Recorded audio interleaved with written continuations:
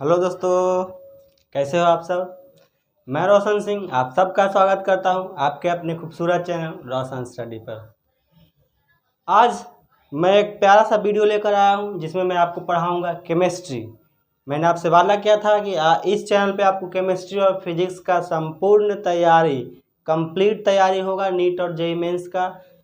NEET और JEE mains में जो भी केमिस्ट्री और फिजिक्स के सिलेबस हैं उन सारे सिलेबस को मैं यहाँ पर कवर करूँगा, डिटेल में क्लियर करूँगा। हर कॉन्सेप्ट पर बेस्ड ढेर सारे प्यारे प्यारे क्वेश्चंस भी कराऊंगा। प्रीवियस ईयर वाले मामूली क्वेश्चन मैं नहीं कराता हूँ, जो प्रीवियस ईयर में आ चुके क्वेश्चन होते हैं केवल मैं वही क्वेश्चन कराता हूँ ताकि आपका अच्छे से टू दी पॉइंट आपका प्रिपरेशन हो।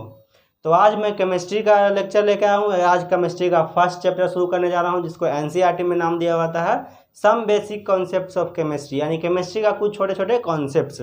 जनरली देखा जाता है इसका नाम स्टोइकियोमेट्री के नाम से भी जाना जाता है, तो मैंने इसका नाम स्टोइकियोमेट्री ही रखा है, स्टोइकियोमेट्री 1।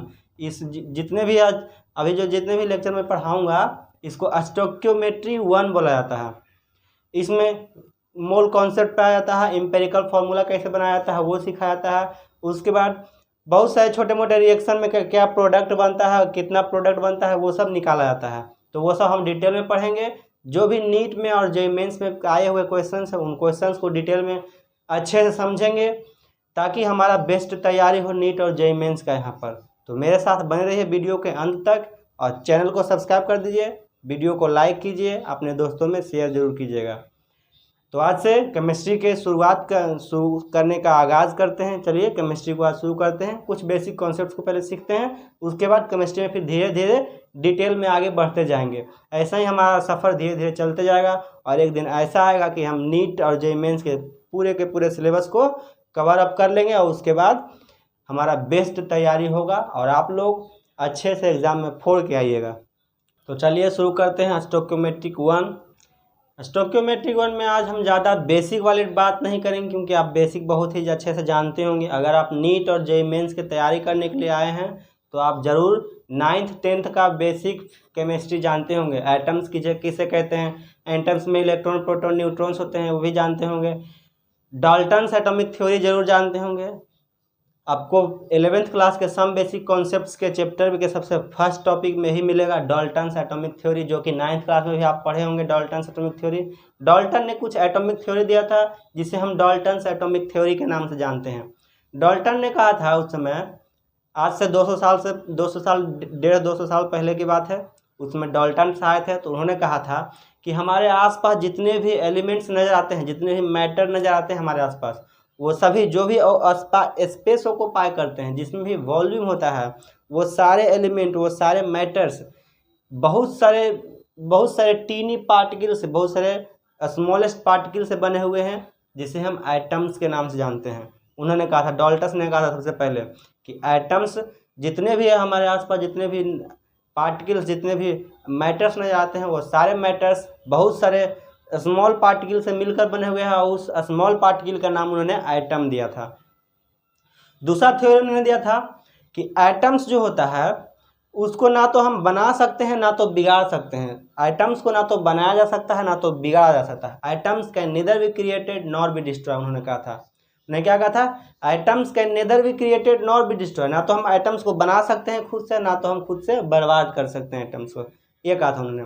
और उन्होंने क्या कहा था, उन्होंने कहा था कि एटम्स डिफरेंट एलिमेंट्स का एटम्स कंबाइन करता है सिंपल रेशियो में और कंबाइन करके एक कंपाउंड एटम्स बनाता है। रिएक्शन में यही होता है, तो रिएक्शन में तो यही होता है, जब दो केमिकल एक दूसरे से रिएक्शन करता है तो केमिकल ए केमिकल बी के रिएक्शन से कंबाइन जब कैसे करता है, रिएक्शन क्या होता है, केमिकल ए मान लेते हैं केमिकल बी है, दोनों केमिकल को अगर रिएक्शन करवाते हैं तो केमिकल रिएक्शन में क्या होता है कि एक केमिकल का आइटम्स दूसरे केमिकल के आइटम से कंबाइन करते हैं और कंबाइन करके कंपाउंड आइटम्स बनाते हैं। तो उन्होंने वही कहा था कि आइटम्स जो होते हैं डिफरेंट एलिमेंट के आइटम्स एक दूसरे से सिंपल रेशियो में कंबाइन करते हैं। सिंपल रेशियो कहने का मतलब है कि 1:1, 1:2, 1:3, 1:5, 2:3, 2:5, इस तरह से सिंपल रेशियो में कंबाइन करके कंपाउंड आइटम्स बनाते हैं, ये कहा था उन्होंने।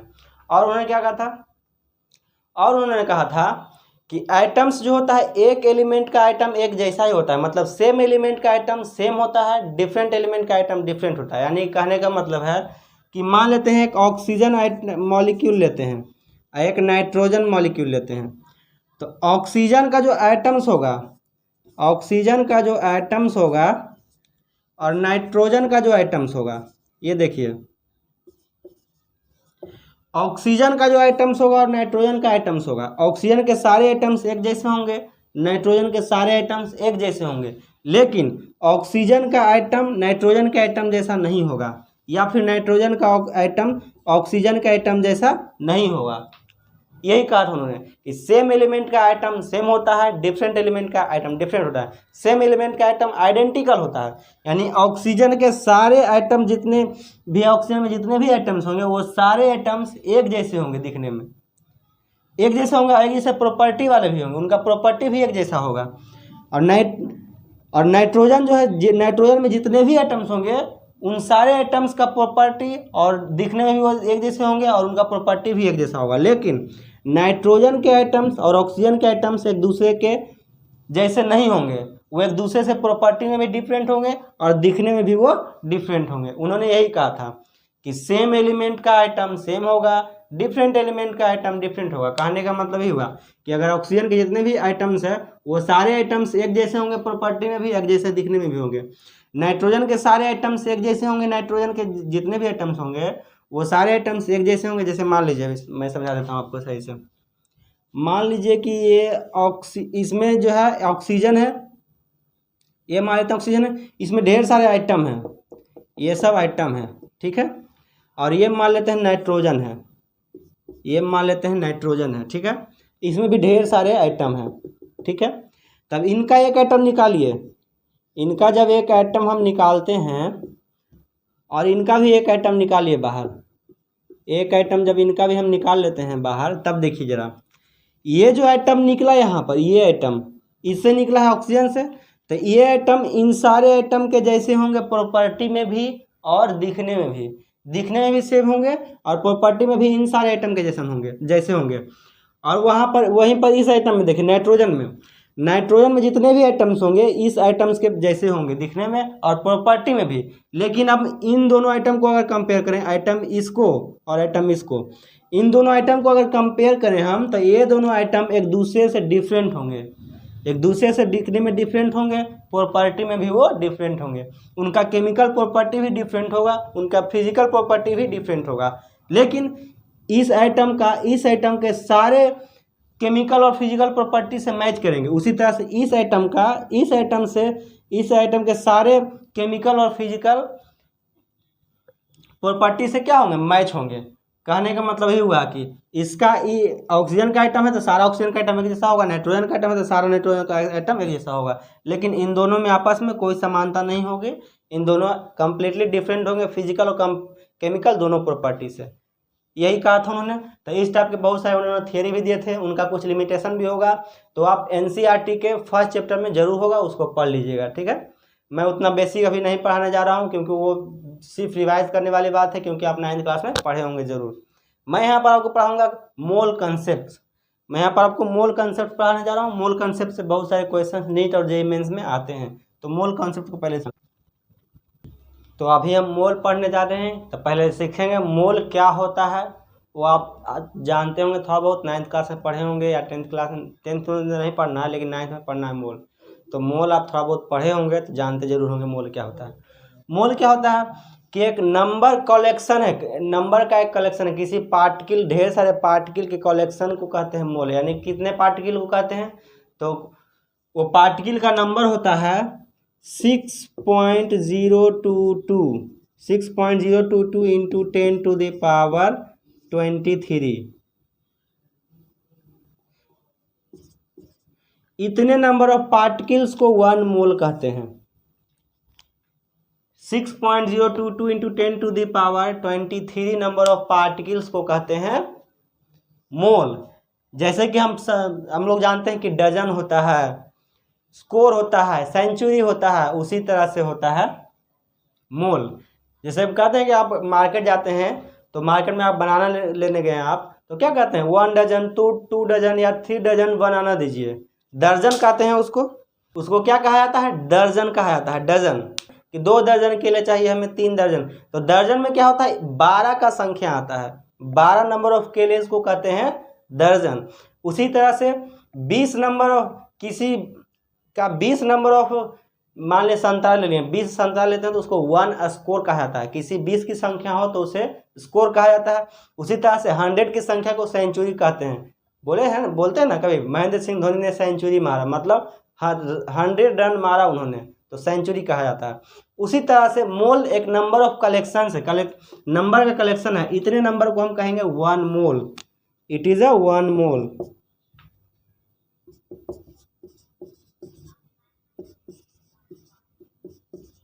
One mole of particles, generally particles को ही मोल मिलेंगे क्योंकि ये बहुत बड़ा नंबर है। ये जो नंबर है वो बहुत बड़ा नंबर है। इतना नंबर ऑफ क्या हम गिन सकते हैं, पार्टिकल्स ही हो सकता है इतना number of particle. Small particles, small particles में क्या क्या आता है, तो electron, proton, neutron, atoms, molecules, ions, यही सब तो आता है, यही सब आएगा पार्टिकल्स में।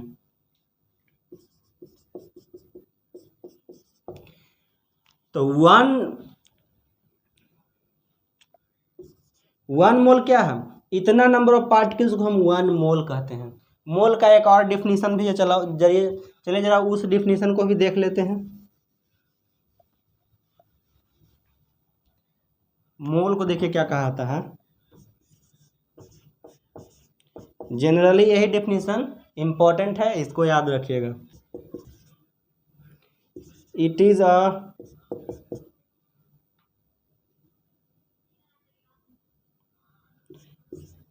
a number of particles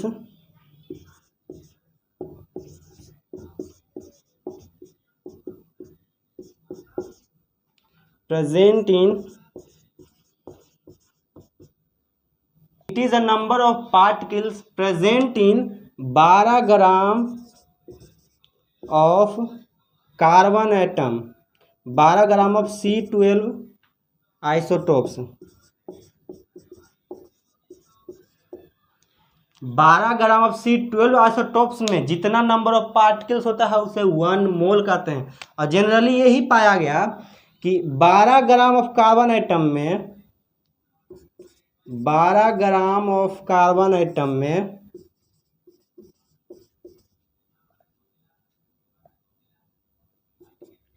12 gram of carbon atom में कितने आइटम पाए गए, तो आइटम पाए गए 6.022 इंटू 10⁻23। इतने आइटम पाए गए। 12 ग्राम जब कार्बन एटम लिया गया, C12 carbon atom, C12 isotope वाले कार्बन एटम जब 12 ग्राम लिया गया तो उसमें पार्टिकल 6.022 इंटू 10⁻23 पार्टिकल पाए जाते हैं। जनरली यही माना जाता है। इस नंबर को हम कहते हैं एवोगाड्रो नंबर।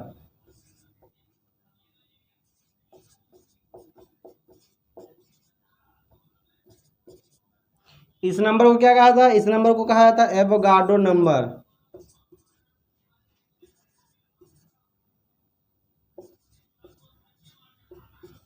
एवोगाड्रोज नंबर कहा जाता है इन्हें।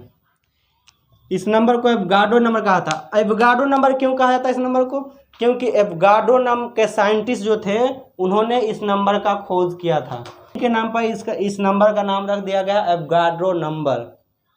एवोगाड्रो जो थे वो एक साइंटिस्ट थे, उन्होंने इस नंबर को खोज किया था। तो सवाल आने वाली बात है यहाँ पर कि एवोगाड्रो ने इस नंबर को ही क्यों चूज किया, इतना ही क्यों चूज किया, आखिर 6.022 इंटू 10⁻23 इतना बड़ा नंबर ही क्यों लिए, कोई छोटा नंबर भी तो ले सकते थे, वो इतना बड़ा नंबर ही क्यों लिए, तो वो मैं अभी बताने जा रहा हूँ, पहले इसको थोड़ा सा नोट कर लीजिए। मोल किसे कहते हैं जान गए, मोल कहते हैं it is a number of particles. Particles यहाँ पर कुछ भी हो सकता है, एटम्स हो सकता है, एटम्स हो सकता है, आयंस हो सकता है,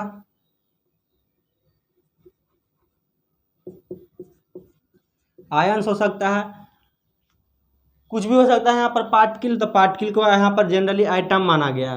तो ये जितना नंबर ऑफ आइटम प्रेजेंट होगा 12 ग्राम ऑफ कार्बन 12 आइसोटोप्स में, तो उसको हम कहेंगे वन, उसको मोल कहा जाता है जनरली, मोल, 1 मोल। और जनरली पाया जाता है कि 12 ग्राम कार्बन आइटम में 6.022 into 10 to the power 23 items ही होते हैं। ये पाया गया, उन्होंने कैलकुलेट करके निकाला था, उन्होंने तो एग्जैक्टली तो उन्होंने वो गिनने नहीं गए होंगे, उन्होंने कैलकुलेट करके निकाला था।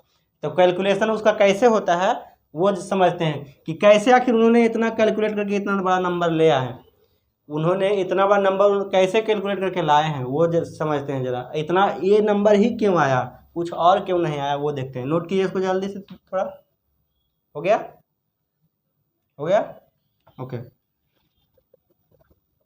चलिए सबसे पहले हमको समझना होगा एटॉमिक वेट क्या होता है। एटॉमिक वेट,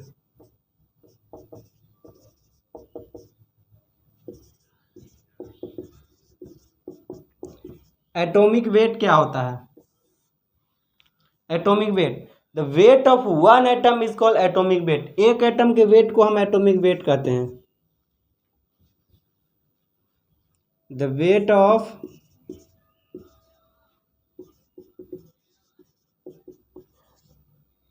वन एटम, एक एटम के वेट को एटॉमिक वेट कहा जाता है, ठीक है। और जनरली लिया गया कि एक एटॉमिक वेट का जो वेट होता है एक एटॉमिक वेट को 1 AMU कहते हैं। AMU, 1 AMU से नापा जाता है, इसको मेजर किया जाता है। एक एटम का वेट 1 AMU के बराबर होता है। एटॉमिक मास यूनिट, इसका फुल फॉर्म होता है एटॉमिक मास यूनिट।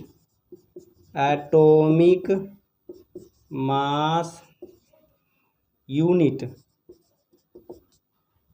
इसको क्या कहता है, atomic mass unit. One atom का जो मास होता है एटॉमिक वेट उसी को कहते हैं, या एटॉमिक मास भी कह सकते हैं या एटॉमिक वेट भी कह सकते हैं, दोनों एक ही बात है। एटॉमिक मास या एटॉमिक वेट, वन एटम के मास के या फिर वन एटम के वेट के हम एटॉमिक मास यूनिट कहते हैं, यानी AMU कहते हैं। तो एक एटम का मास कितना होता है, 1 AMU के बराबर। अब ये AMU है तो इसको ग्राम में चेंज करना होगा, तो कैसे एक एटम का वेट हम ग्राम में कैसे निकालेंगे। तो क्या करेंगे, 1 AMU अगर है, 1 AMU अगर दिया हुआ है, इसको हमें इसको ग्राम में चेंज करना है। तो ग्राम में कैसे चेंज करेंगे, तो 1 AMU में मल्टीप्लाई कर देते हैं 1.66 इंटू 10 टू द पावर -24 ग्राम, ये होता है।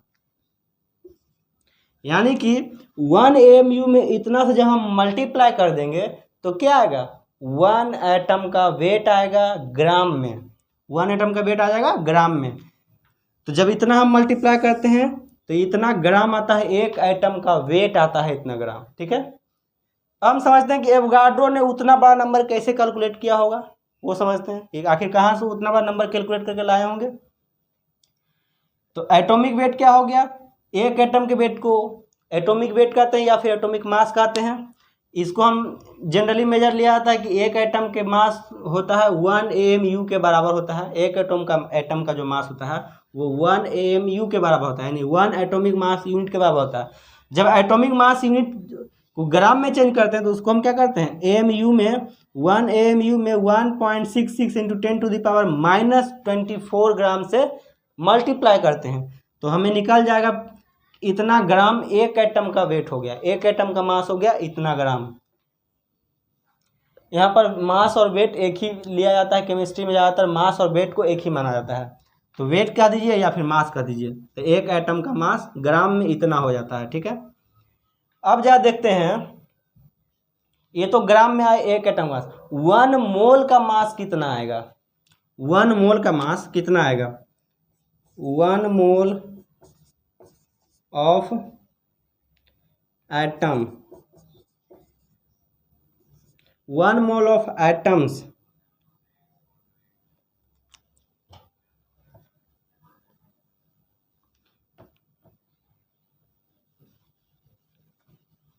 इसको ऐसे लिखिए, weight of 1 mole of atom,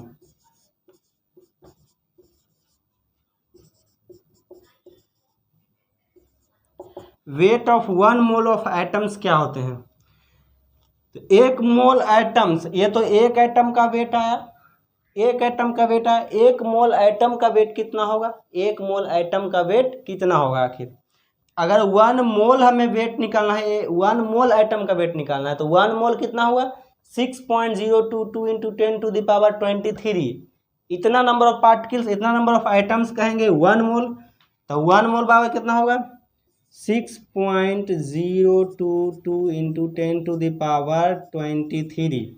ये ना इतना नंबर ऑफ आइटम्स होना चाहिए, तो इतना नंबर ऑफ आइटम्स का वेट कितना होगा, इतना नंबर ऑफ आइटम्स का वेट कितना होगा। ये आ गया एक आइटम का वेट, ये आ जाता है 1 मोल हो गया। तब ये एक आइटम हुआ, एक आइटम का वेट हुआ, ये 1 मोल आइटम हुआ। तो दोनों को जब आपस में मल्टीप्लाई करेंगे, इसको जब मल्टीप्लाई करेंगे इसमें, इस पूरे को जब इसमें मल्टीप्लाई करेंगे, तो 1 मोल आइटम का वेट आएगा कि नहीं, 1 मोल आइटम का वेट आएगा। Weight of 1 mole of item, 1 mole item का वेट आएगा कि नहीं आएगा। ये क्या हो गया 1 मोल हो गया, इतना नंबर ऑफ आइटम्स 1 मोल हुआ। और ये क्या है, एक एटम का वेट है, the weight of 1 atom, AMU 1 AMU मतलब 1 एटम का वेट, 1 AMU मतलब 1 एटम का वेट हुआ। और एक एटम का वेट अगर ग्राम में हम चेंज करते हैं तो उसके लिए 1.66 इंटू 10⁻24 ग्राम से क्या करना होगा, मल्टीप्लाई करना होगा। तो एक MU को है क्या होगा, ग्राम में चेंज हो जाएगा। अब एक मोल आइटम का वेट कितना होगा, तो इतना में जब इतना से मल्टीप्लाई करेंगे ना, तो जो आंसर आएगा वो 1 के बराबर आ जाएगा। वो क्या आएगा 1 ग्राम के बराबर आएगा। तो इसीलिए उन्होंने लिया था, इसीलिए उन्होंने कैलकुलेशन को बहुत ही ज़्यादा सिंपल करने के लिए अवगाड्रो ने इतना बड़ा नंबर लिया। वो कैलकुलेट करते गए करके थे, बहुत सारा समय लगा था इनको ये नंबर कैलकुलेट करने में। कैलकुलेट करते गए करते गए करते करते यहाँ तक पहुँचे, तब उन्हें 1 प्राप्त हुआ, जिससे लगा उन्हें कि ये काफ़ी आसान होगा सॉल्व करना।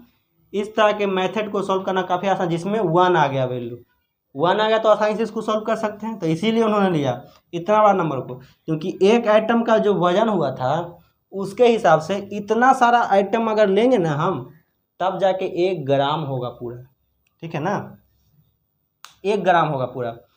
अब मैंने पहले बताया था कि डाल्टन साहब ने कहा था कि अलग अलग एलिमेंट के आइटम का वेट अलग अलग होता है। तो कार्बन आइटम का जब वेट देखा गया, तो कार्बन आइटम का वेट देखा गया तो उनका 12 AMU के बराबर था एक एटम का वेट। कार्बन आइटम का कार्बन 12 जो होता है आइसोटोप्स, ये कार्बन 12 आइसोटोप्स का जो एक एटम का वेट था वो 12 AMU के बराबर था। उन्होंने मेजर किया था, 12 AMU के बराबर था। तो 12 AMU के बराबर था, तो जब इतना से मल्टीप्लाई करेंगे 12 AMU में, तो एक एटम का वेट निकलेगा कितना, एक एटम का वेट निकलेगा 12 इंटू इतना ग्राम आएगा। जब हम इस नंबर को इस नंबर से मल्टीप्लाई करेंगे तो 1 आ जाएगा। कहने का मतलब 1 मोल कार्बन आइटम में, 1 मोल कार्बन आइटम, ध्यान से सुनिएगा, 1 मोल कार्बन आइटम में 12 ग्राम होता है। 1 मोल कार्बन आइटम कितने, 1 मोल कार्बन आइटम का वजन कितना होता है, 12 ग्राम होता है। कैसे, क्योंकि एक एटम का वेट 12 AMU होता है। अब 12 AMU को ग्राम में चेंज करने के लिए इससे मल्टीप्लाई करना होगा, ग्राम में चेंज होगा। इस नंबर को जब इससे मल्टीप्लाई करेंगे एवोगाड्रो नंबर से, एवोगाड्रो नंबर को Na से लिखा जाता है, एवोगाड्रो नंबर को लिखा जाता है Na से, ठीक है ना। तो ये नंबर एवोगाड्रो नंबर से मल्टीप्लाई करेंगे तो 1 ग्राम आएगा, और 1 इंटू 12 तो 12 ग्राम आ जाएगा। मतलब 1 मोल कार्बन आइटम जहाँ होगा ना, उसका वजन 12 ग्राम होगा। ये मेजर किया गया था उन्हें। जैसे मैंने समझा आपको कि कार्बन 12 आइसोटोप्स में 12 AMU एटम का वेट होता है, 12 AMU, और 1 AMU मतलब एक एटॉमिक वेट। एक एटॉमिक वेट कितने बराबर, इतना से मल्टीप्लाई करेंगे तो एक एटॉमिक वेट कितना के बराबर हो जाएगा, 12 गुना इतना। और इस नंबर को जब इससे मल्टीप्लाई करेंगे तो 1 के बराबर होगा, और 1 ग्राम आ जाएगा। और 1 ग्राम जब 12 AMU में मल्टीप्लाई करेंगे तो 12 ग्राम आएगा। मतलब कार्बन आइटम का अगर 1 मोल आइटम लेते हैं ना कार्बन का, तो उसका वेट 12 ग्राम होगा, ठीक है ना। इनको नोट कर लीजिए, इसको पहले नोट कर लीजिए। ये 12 कार्बन 12 आइसोटोप्स है, ये कार्बन का एक आइसोटोप्स है। कार्बन के इस आइसोटोप्स में 1 मोल कार्बन एटम का वेट 12 ग्राम होता है और 1 एटम का वेट 12 AMU के बराबर होता है, 12 एटॉमिक मास यूनिट के बराबर होता है। और जब 12 एटॉमिक मास यूनिट को जब इससे मल्टीप्लाई करेंगे तो ग्राम में चेंज हो जाएगा, 1 एटम का वेट ग्राम में आ जाएगा। जब 1 एटम का वेट ग्राम में आ गया है तो हम 1 मोल का वेट निकाल सकते हैं, 1 मोल कार्बन एटम का वेट निकाल सकते हैं। तो 1 मोल ये हो गया, ये 1 मोल हो गया, और 1 मोल कार्बन एटम का वेट निकालना है तो कार्बन एटम का वेट पहले 1 ग्राम में चेंज होगा। 1 कार्बन एटम का वेट इतना इंटू इतना ग्राम होगा, इतना इंटू इतना कर देंगे तो 1 मोल कार्बन एटम का वेट निकलेगा, वो आएगा 12 ग्राम के बराबर आएगा। क्या आएगा? वो आएगा 12 ग्राम के बराबर। देखिए ना जरा, इन दोनों को जब मल्टीप्लाई करेंगे तो 1 आएगा, 1 आएगा, ग्राम में आएगा 1 ग्राम आएगा। इन दोनों, ये 1 मोल हो गया, ये इतना हो गया, इन दोनों को जब मल्टीप्लाई करेंगे तो ये तो ग्राम में दिया हुआ है, 1 AMU इंटू इतना इक्वल टू इतना ग्राम हो जाएगा। और ये ग्राम हुआ और ये 1 मोल हुआ, तो 1 मोल में इस ग्राम से मल्टीप्लाई करेंगे इतने से तो 1 ग्राम के बराबर आएगा। ये क्या है? 12 AMU, ये 1 AMU का वेट आ जाएगा ग्राम में 1 ग्राम। 1 AMU का वेट कितना आ गया? 1 ग्राम। तो 12 AMU का वेट कितना होगा? 12 ग्राम हो जाएगा। सिंपल है, सिंपल याद रखना है इसको, नोट कर लीजिए इसको।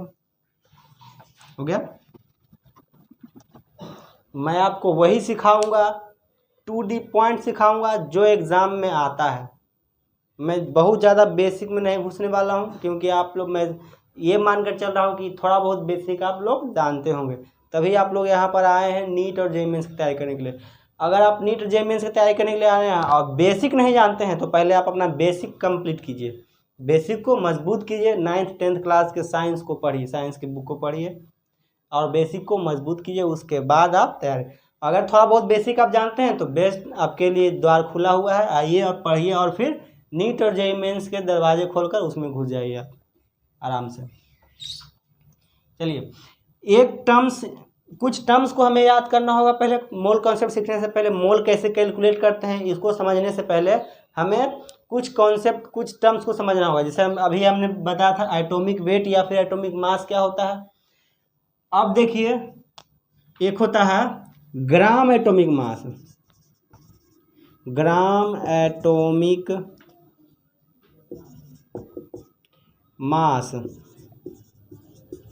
क्या होता है? ये ग्राम एटॉमिक मास क्या होता है, क्या आप जानते हैं? जरा याद करिए, ग्राम एटॉमिक मास किसे कहते हैं? The mass of one atom, the mass of one atom in gram is called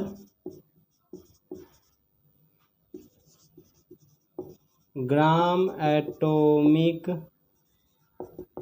mass.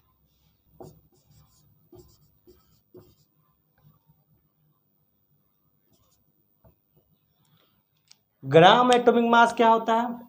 The mass of one atom in gram is called gram atomic mass. जब एक एटम का मास ग्राम में change कर देंगे तो उसको हम कहेंगे gram atomic mass.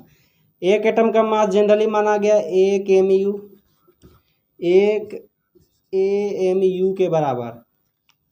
1 atomic mass unit, एक एटम के मास को 1 एटॉमिक मास यूनिट बोला गया। एटॉमिक मास, एटॉमिक मास समझ रहे हैं?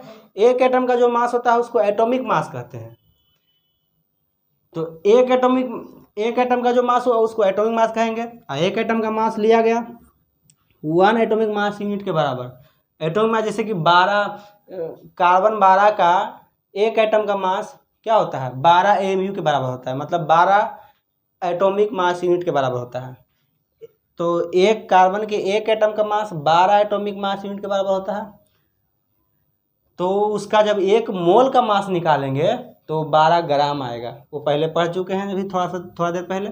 जरा सीखिए इसको क्या होता है। एक एटॉमिक मास है, इसको ग्राम में चेंज करने के लिए क्या करते हैं? 1.66 इंटू 10⁻⁻24 ग्राम से जब मल्टीप्लाई करते हैं तो एक एटॉमिक मास यूनिट चेंज हो जाता है ग्राम में, कि इतना ग्राम हुआ। इसी को कहेंगे ग्राम एटॉमिक मास यूनिट, तो क्या कहेंगे, ग्राम एटॉमिक मास कहेंगे इसको। ये क्या आ गया, एक एटम का मास आ गया ग्राम में, तो उसको ग्राम एटॉमिक मास कहेंगे। कार्बन के जरा देखते हैं, कार्बन ज़्यादातर कार्बन हम लोग पढ़ते हैं, तो कार्बन को देखते हैं। कार्बन 12 जो होता है,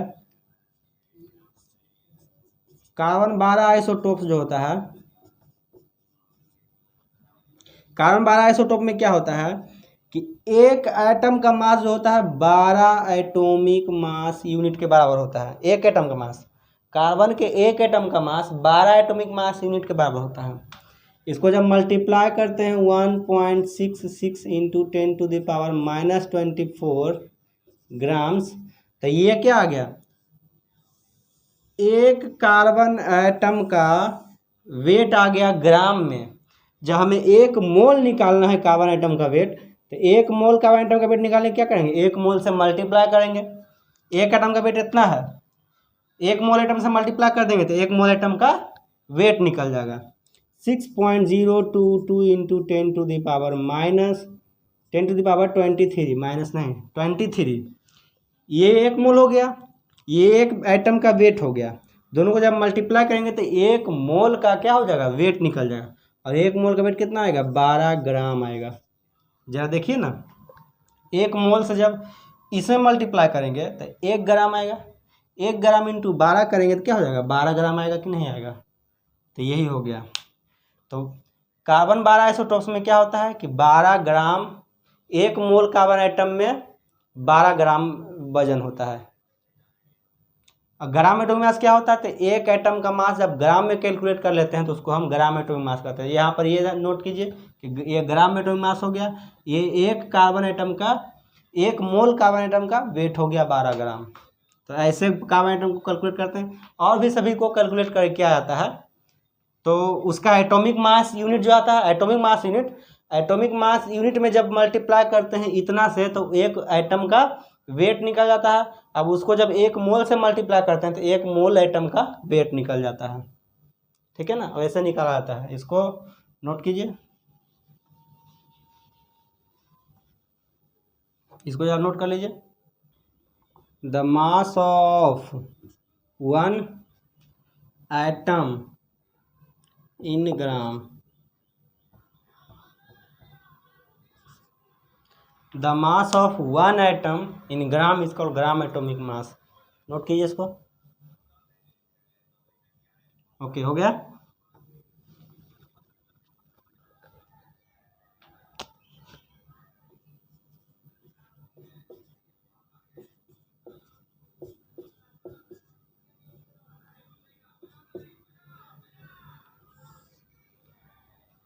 एक और टर्म्स होता है मॉलिक्यूलर मास।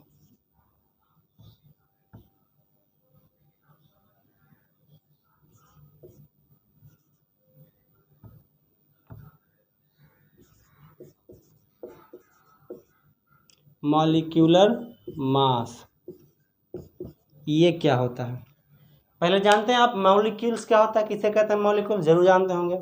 दो या दो से अधिक एटम्स कंबाइन होकर मॉलिक्यूल बनाते हैं। मॉलिक्यूल क्या होता है, तो मॉलिक्यूल एटम से बड़ा होता है। दो या दो से अधिक एटम कंबाइन जब होते हैं एक दूसरे से तब उसे हम मॉलिक्यूल कहते हैं। मॉलिक्यूल क्या होता है, two or more atoms combine to form molecule. दो या दो से ज़्यादा एटम्स कंबाइन होकर मॉलिक्यूल्स बनाते हैं।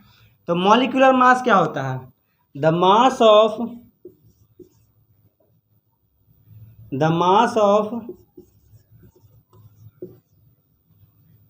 One molecule,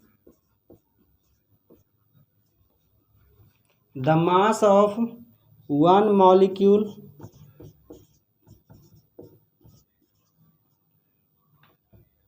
the mass of one molecules the mass of one molecule in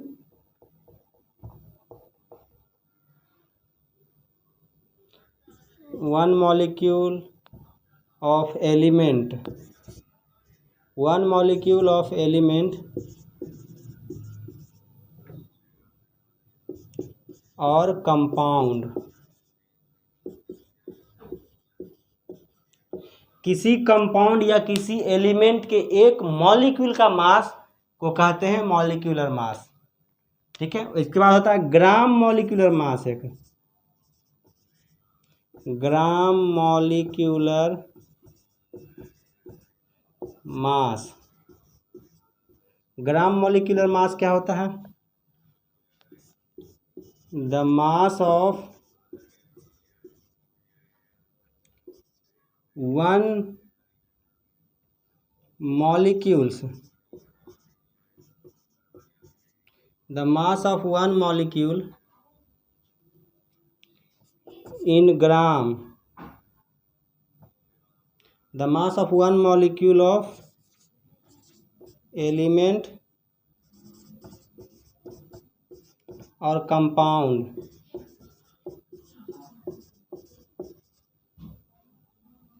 the mass of one molecule of element or compound in gram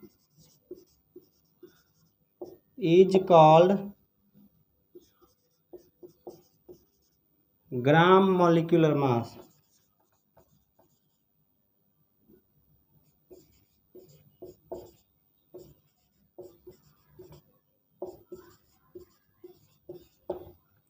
ये देखिए, दो चीज नोट कर लीजिए, थोड़ा सा एक छोटा सा कॉन्सेप्ट है।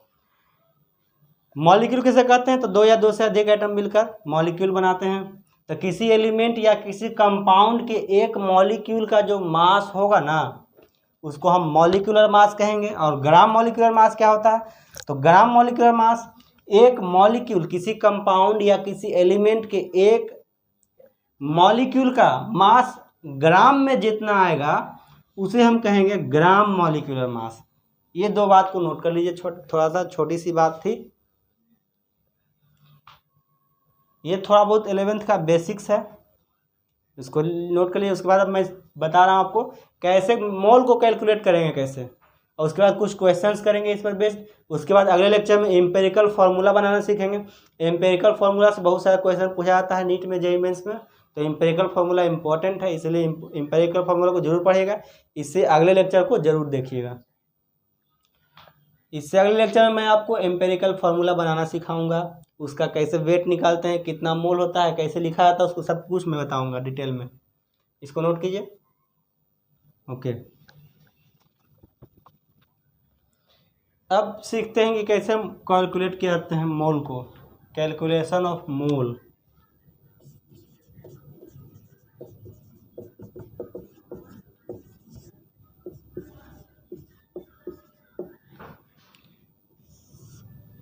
किसी एलिमेंट के मोल को कैसे कैलकुलेट करते हैं, चलिए जरा उसका फॉर्मूला सीखते हैं। चलिए देखते हैं कैसे कैलकुलेट किया जाता है मोल्स को। मोल को कैसे कैलकुलेट करते हैं, देखिए मोल को कैलकुलेट करने का एक दो कंडीशन होता है। पहला कंडीशन देखिए क्या दिया हो रहेगा,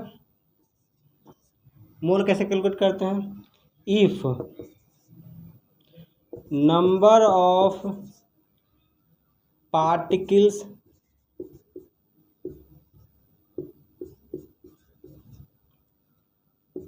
of any element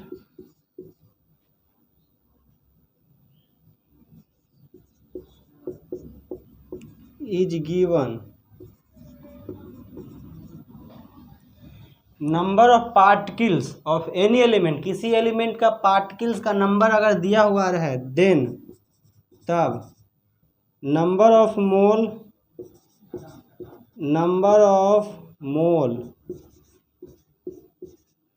is equal to, number of mole किसके बराबर होगा, given number of particles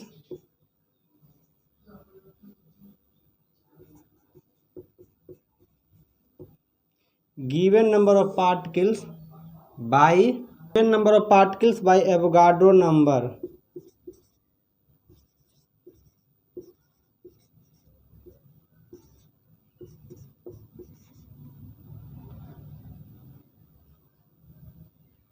Avogadro number, यानी कि अगर किसी एलिमेंट में पार्टिकल का मास दिया हुआ रहे, किसी एलिमेंट में पार्टिकल का मास दिया हुआ रहे, तो नंबर ऑफ मोल्स कैसे कैलकुलेट करेंगे, तो नंबर ऑफ मोल बराबर होगा given number of particle by Avogadro number. जितना नंबर ऑफ पार्टिकल दिया हो रहा है उसको एवोगाड्रो नंबर से मल्टीप्लाई कर डिवाइड कर देंगे तो क्या आ जाएगा, एक मोल, जितना नंबर ऑफ मोल होगा वो आ जाएगा। तो जितना नंबर ऑफ पार्टिकल दिया हो रहा है उसमें अगर एवोगाड्रो नंबर से डिवाइड कर देंगे तो नंबर ऑफ मोल्स निकल जाएगा। दूसरा condition, if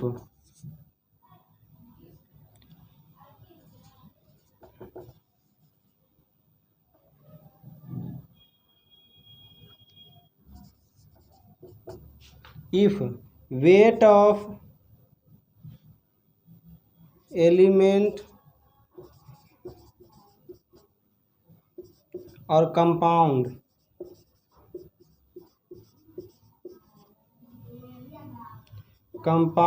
is given, then यानी कि if the weight of element और कंपाउंड इज गिवन, अगर किसी एलिमेंट या कंपाउंड का वेट गिव दिया हो रहा है, then the number of moles is equal to, number of moles किसके बराबर होगा, गिवन वेट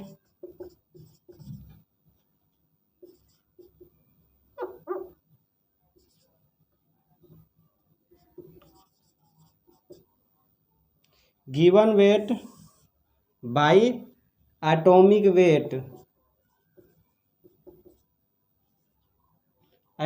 वेट, या फिर एटॉमिक मास, या फिर मॉलिक्यूलर वेट, या फिर मॉलिक्यूलर मास। अब पूछेगा किसी एलिमेंट में कितना नंबर ऑफ मॉलिक्यूल्स है, वेट दे देगा कितना ग्राम वेट है इस एलिमेंट का, तो इस एलिमेंट में कितना नंबर ऑफ मॉलिक्यूल है तो उसमें मॉलिक्यूलर मास डिवाइड करेंगे, given weight by molecular mass divide करेंगे। पूछेगा कितना आइटम है तो उसमें एटॉमिक मास से डिवाइड करेंगे, एटॉमिक मास। यहाँ पर एटॉमिक, अगर आइटम नंबर ऑफ कितने मोल्स ऑफ आइटम पूछेगा तो एटॉमिक मास से डिवाइड करेंगे, कितने मोल्स ऑफ मॉलिक्यूल पूछेगा तो मॉलिक्यूलर मास से डिवाइड करेंगे। तो यहाँ पर कुछ भी हो सकता है, given weight by molecular weight या molecular mass, given weight by atomic weight या एटॉमिक मास, कुछ भी हो सकता है। ठीक है, अगर बोलेगा कितना नंबर ऑफ आइटम प्रेजेंट है तो वहाँ पर एटॉमिक मास से डिवाइड देंगे, बोलेगा कितना नंबर ऑफ मॉलिक्यूल प्रेजेंट है तो वहाँ पर मॉलिक्यूलर मास से डिवाइड देंगे। तो यह इस तरह से ये दो कंडीशन से आसानी से कैलकुलेट करते हैं नंबर ऑफ मोल्स। एक और कंडीशन होता है वो बताता हूँ, पहले इसको नोट कीजिए। ओके, चलिए तीसरा कंडीशन देखते हैं कि और कैसे कैलकुलेट कर सकते हैं मोल्स को, नंबर ऑफ मोल्स को कैसे कैलकुलेट कर सकते हैं। अगर दे दिया जाए आपको तीसरा कंडीशन, इफ अगर किसी गैस का वॉल्यूम दे दिया जाए, तो उसमें नंबर ऑफ एटम्स, कितने मोल्स ऑफ एटम्स है, कैसे कैलकुलेट करेंगे देखिएगा। If volume of a gas is given along with the temperature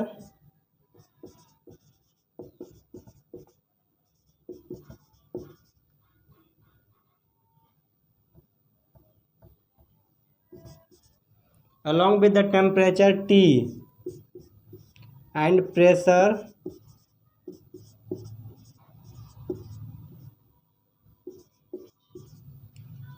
P, यानी कि अगर किसी गैस का वॉल्यूम दे दिया गया है, टेम्परेचर T और प्रेशर P के साथ, तो नंबर ऑफ आइटम्स का निकालने का फॉर्मूला था, then moles of atom, then number of moles of atoms और मॉलिक्यूल्स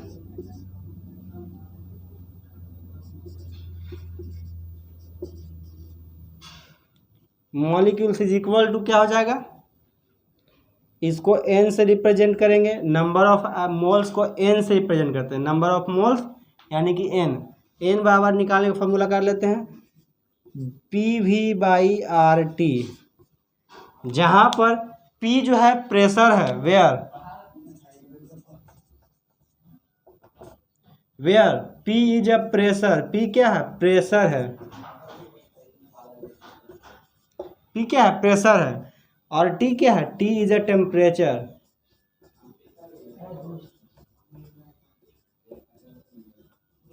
T एक टेम्परेचर है। आपका सवाल होना चाहिए कि भाई R क्या है यहाँ पर।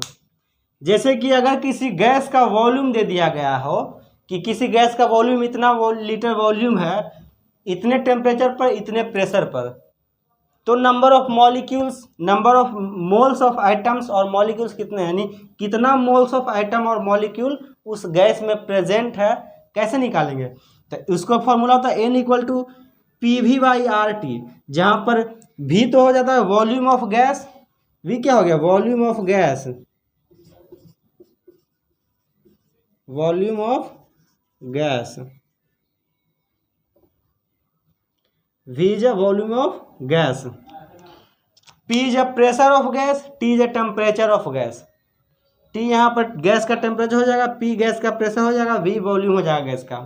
तो गैस का वॉल्यूम तो दे दिया गया है, दे दिया जाएगा, प्रेशर दे दिया जाएगा, टेम्परेचर दे दिया जाएगा, R एक कांस्टेंट है, इसको गैस कांस्टेंट भी कहते हैं, रोनाल्ड गैस कांस्टेंट इसको कहा जाता है, इसका नाम जनरली कहा जाता है रोनाल्ड गैस कांस्टेंट।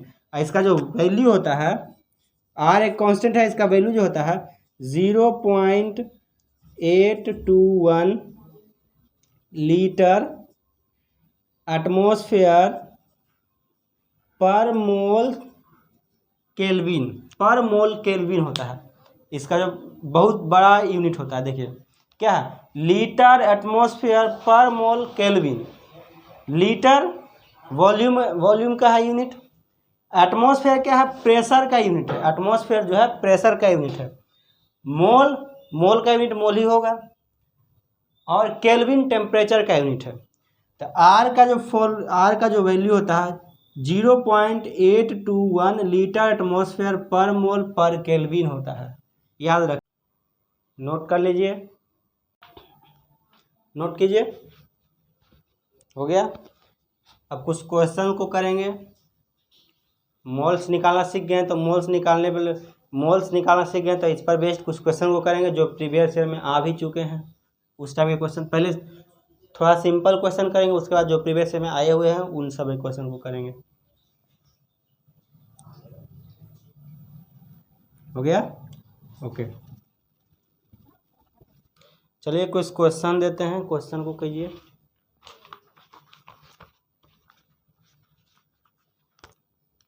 यहाँ पर मैं आपको कुछ क्वेश्चन दे रहा हूँ, क्वेश्चन कीजिए पहले कुछ।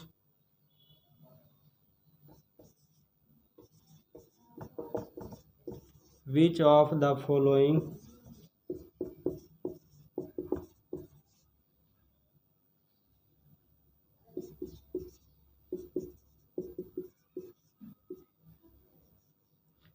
following contains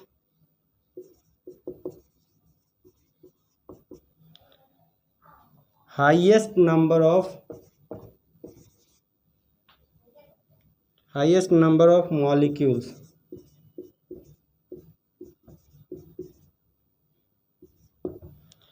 highest number of molecules किस में है, उसको आपको कैलकुलेट करना है। ऑप्शन पहला में, ऑप्शन नहीं, पहला है 77.75 ग्राम्स ऑफ Cl2, दूसरा है 8 ग्राम्स ऑफ CO मतलब कार्बन मोनोऑक्साइड, तीसरा है 4 ग्राम्स ऑफ हीलियम, चौथा है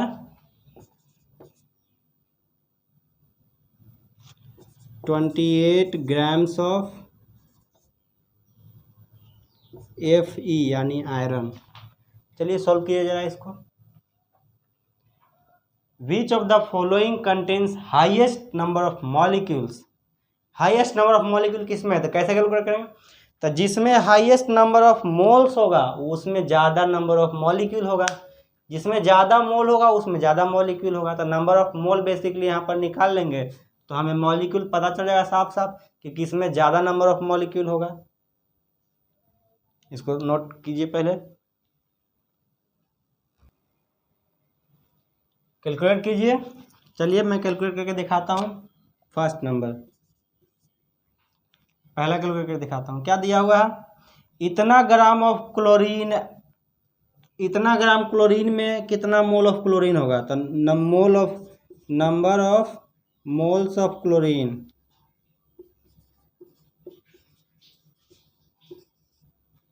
Cl2 बराबर क्या होगा, गिवन वेट कितना है 17.75 ग्राम।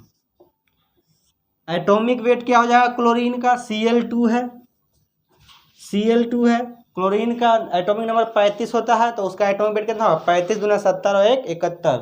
तो इसका एटॉमिक वेट 71 हो जाएगा। तो 71 से इसमें डिवाइड दे देंगे तो नंबर ऑफ मोल्स निकल जाएगा, इसको कैलकुलेट कीजिए कितना निकल जाएगा, 0.25, यानी कि 0.25 मोल्स हुआ। तो 0.25 मोल्स क्लोरीन का होगा इतना ग्राम क्लोरीन में। 17.75 ग्राम क्लोरीन में 0.25 मोल्स ऑफ क्लोरीन होगा। 1 मोल नहीं होगा, 0.25 मोल्स होगा। हो गया, नोट कीजिए।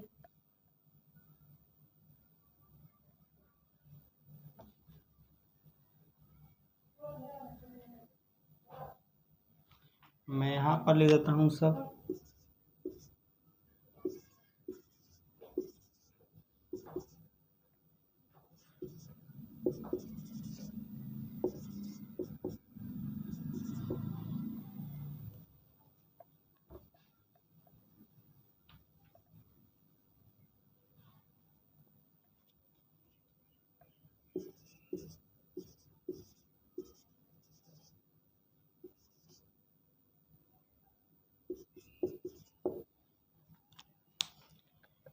चलिए ये कैलकुलेट कर लिए, दूसरा कैलकुलेट जरा कीजिए। 8 ग्राम में 8 ग्राम क्या है गिवन वेट। तो नंबर ऑफ मोल बराबर क्या हो जाएगा, गिवन वेट कितना है 8 ग्राम, और मॉलिक्यूलर वेट कितना हो जाएगा, कार्बन मोनोऑक्साइड है, कार्बन है और ऑक्सीजन है। तो कार्बन का हो जाएगा वेट 12, ऑक्सीजन का वेट हो जाएगा 8 दूना 16। तो दोनों को ऐड करेंगे तो कितना होगा 28, मतलब 28 AMU हो जाएगा इसका unit, atomic weight. Carbon monoxide का एटॉमिक वेट कितना हो जाएगा 28। तो 8 given weight by atomic wait करेंगे तो नंबर ऑफ मोल निकलेगा। नंबर ऑफ मोल कितना निकलेगा, देखिए 0.285 इतना निकल जाएगा।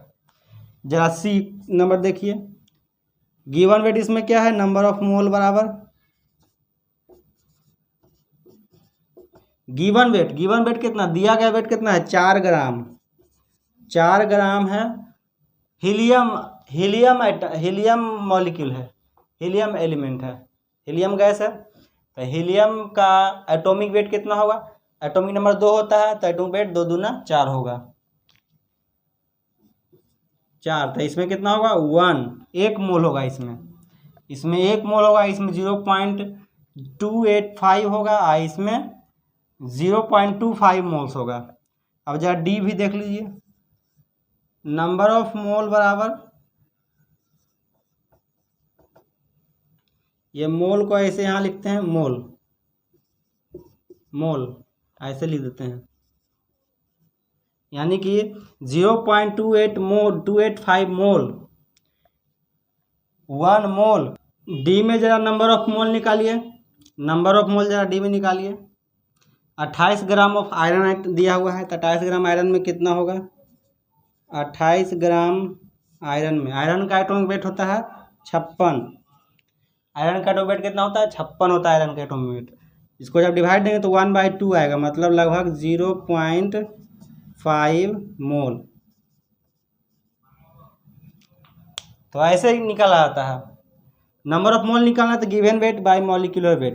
पहला में गिवन वेट कितना दिया हुआ था, गिवन वेट दिया हुआ था 17.75 ग्राम, तो गिवन वेट हो गया। बाय मॉलिक्यूलर वेट होता है CO2 Cl2 का 71, तो given weight by molecular wait करेंगे 71 AMU के बराबर होता है, तो given weight by molecular wait करेंगे तो नंबर ऑफ मोल निकल जाएगा 0.25 नंबर ऑफ मोल निकल गया।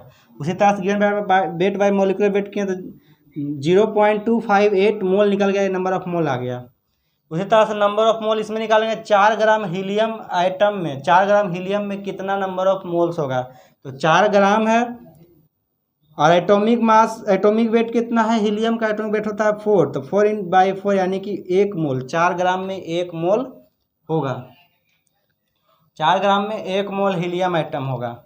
उसी तरह नंबर ऑफ आयरन आइटम पूछे तो नंबर ऑफ आयरन आइटम पूछेगा 28 ग्राम आयरन में, तो 28 ग्राम आयरन में नंबर ऑफ आइटम होगा, 28 ग्राम आयरन में नंबर ऑफ आयरन आइटम होगा 0.5 मोल, 0.5 मोल नंबर ऑफ आयरन आइटम होगा 28 ग्राम आयरन में। तो ऐसे कैलकुलेट करते हैं नंबर ऑफ मोल। इसको नोट कीजिए जल्दी से। हो गया, कुछ और क्वेश्चन को करेंगे उसके बाद। हो गया, ओके। अब जरा इस क्वेश्चन को कैलकुलेट कीजिए। इस क्वेश्चन में मोल को कैलकुलेट कीजिए, नंबर ऑफ मोल निकालिए। टेंशन मत लीजिए, आराम से धीरे धीरे चलेगा। मैं कंप्लीट चैप्टर यहाँ पढ़ाऊँगा, अच्छे से एक एक पॉइंट को क्लियर करूँगा आपको। कैलकुलेट कीजिए। 52 mole of helium item, helium item का 52 मोल कितने नंबर ऑफ आइटम होगा, नंबर ऑफ आइटम निकालना है। तो नंबर ऑफ आइटम बराबर आइटम बराबर क्या होगा, 1 मोल में 1 मोल, 1 मोल में 6.022 इंटू 10⁻23 आइटम होगा 1 मोल में। तो 52 मोल में कितना होगा, तो 52 मोल में होगा 52 इंटू 6.022 इंटू 10⁻23 आइटम। समझ आया।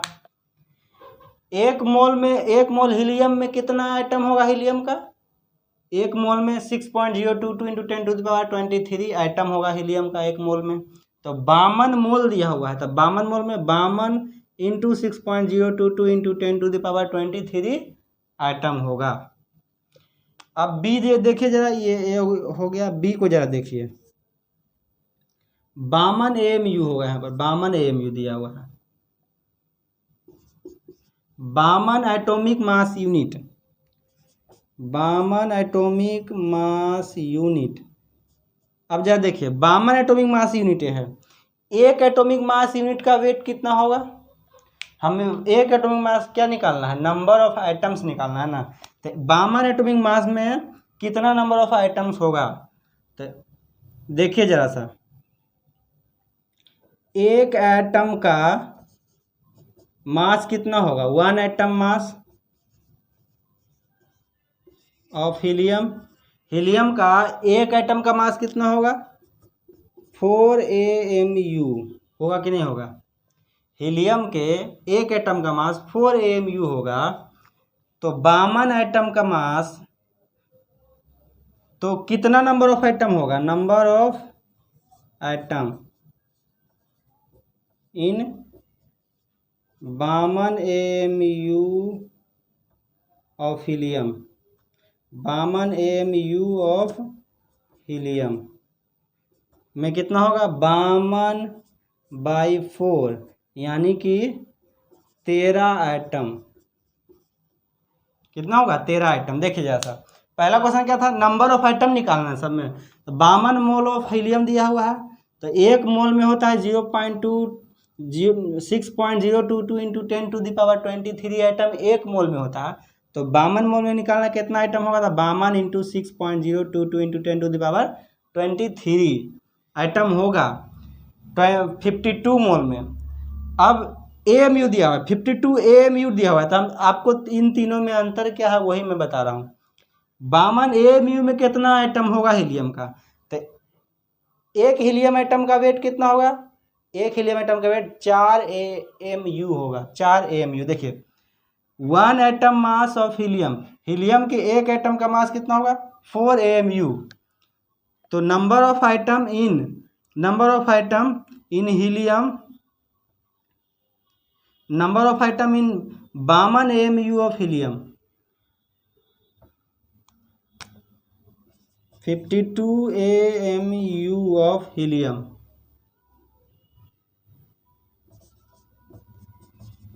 52 AMU ऑफ हीलियम। तो नंबर ऑफ आइटम 52 AMU में नंबर ऑफ आइटम कितना होगा 52/4। एक AMU का एक एटम का वेट होगा 1 AMU, 4 AMU। तो 52 AMU का वेट कितना, 52 AMU में कितना आइटम होगा, तो 52/13 यानी 52/4 यानी कि 13 आइटम हो जाएगा।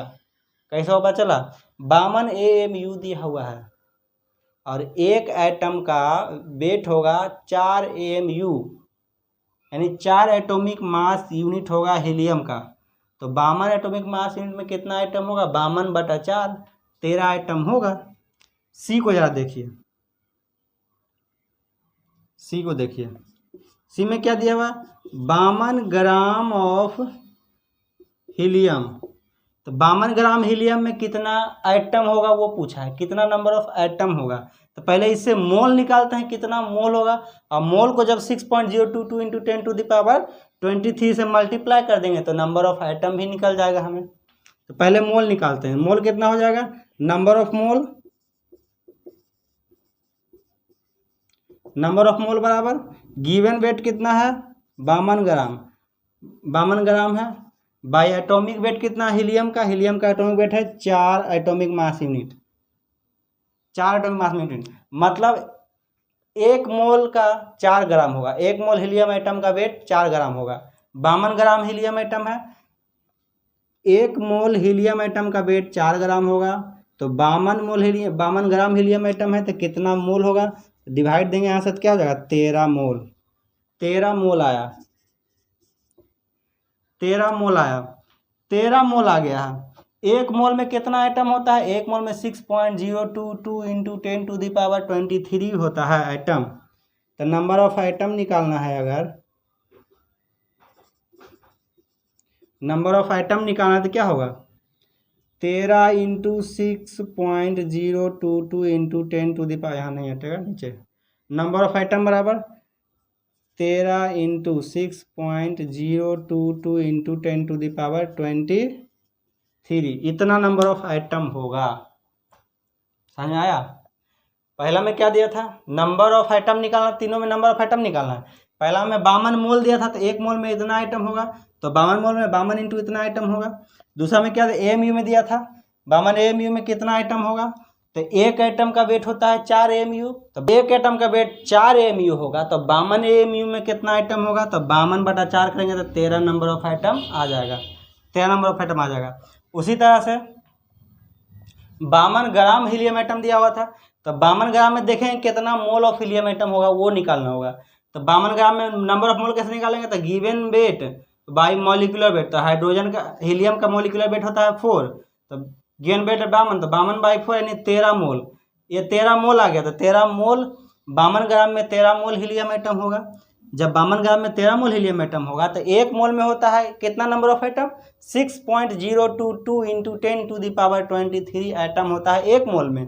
तो 13 मोल में होगा 13 × 6.022 × 10⁻23। इसको जब मल्टीप्लाई कर देंगे तो कितना नंबर ऑफ आइटम होगा वो निकल जाएगा। तो 52 ग्राम में इतना नंबर ऑफ आइटम होगा। तो ऐसे निकालते हैं इसको नोट कर लीजिए, नोट कर लीजिए, हो गया। ओके, तो आज इतना ही रहने देते हैं।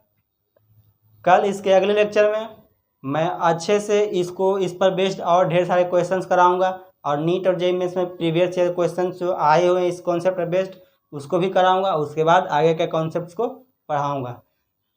वीडियो को शेयर कर दीजिए अपने दोस्तों में, वीडियो को लाइक कीजिए, चैनल को सब्सक्राइब कीजिए और पढ़ते रहिए। और इसके अगले लेक्चर वाला वीडियो ज़रूर देखिएगा, ज़रूर से ज़रूर देखिएगा।